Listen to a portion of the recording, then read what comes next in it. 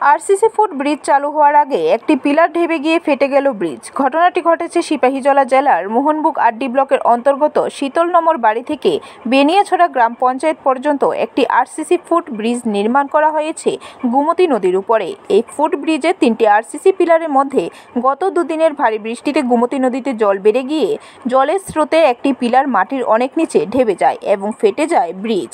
শনিবার দিন সকালবেলা গ্রামের মানুষ এই দৃশ্য দেখতে পেয়ে ক্ষোভে ফেটে পড়েন। গ্রামের মানুষ জানিয়েছেন, অত্যন্ত নিম্নমানের কাজ হয়েছে। এই বৃষ্টিতে সিমেন্ট কম দেওয়া হয়েছে, রড লাগানো হয়েছে একেবারে সরু, জল থাকা অবস্থায় দেওয়া হয়েছে পিলারটিতে ঢালাই। বহুবার গ্রামের প্রধান এবং মেম্বারকে জানানো হয়েছে, কিন্তু গ্রামের প্রধান এবং মেম্বার কেউ কাজ দেখতে আসেনি। যখন ঠিকাদার এই পিলারটিতে ঢালাই দেন তখন কোনো ইঞ্জিনিয়ার ছিল না, যার ফলে অত্যন্ত নিম্নমানের কাজ করেছে ঠিকাদার। মেলাঘরের শ্যামল পাল এবং রিপন সাহা এই ফুট নিজের কাজ করেছেন বলে গ্রামবাসীরা জানিয়েছেন। 1,30,43,038 টাকার কাজ ছিল এই ফুট ব্রিজের। পুরো কাজটাই 2 নাম্বারিভাবে করা হয়েছে বলে অভিযোগ গ্রামের মানুষের। কাজটি ছিল আরডি দপ্তরের। বড় ধরনের বিপদ থেকে রক্ষা পেয়েছে গ্রামের মানুষ।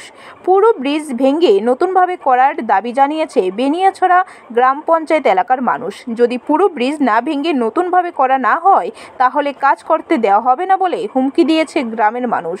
সুশাসনে ব্রিজের টাকাও গিলে ফেলছে ঠিকাদার সহ রাষ্ট্রবাদী নেতারা। 2 নম্বরই কাজ করার ফলে ঘটেছে এই বিপত্তি। এই দেখুন, সেতুটা হয়েছে, ঠিক আছে, সেতুটা ভালো হয়নি, কাজ ভালো হয়নি। তারা বারবার আমরা বাধা দিয়েছি কাজের জন্য, কিন্তু আমাদের কথাও মানেনি। নিচে যে ঢালাইটা দিয়েছে, ঢালাইটার ভিতরেও ভালো হয়নি। তোমার আপনার জল ছিল, জলটাও ভালো করে খেঁচা হয়নি, এমনি ঢালাই দিয়ে দিয়েছে ঢালাই। ব্যুরো রিপোর্ট, খবর ত্রিপুরা।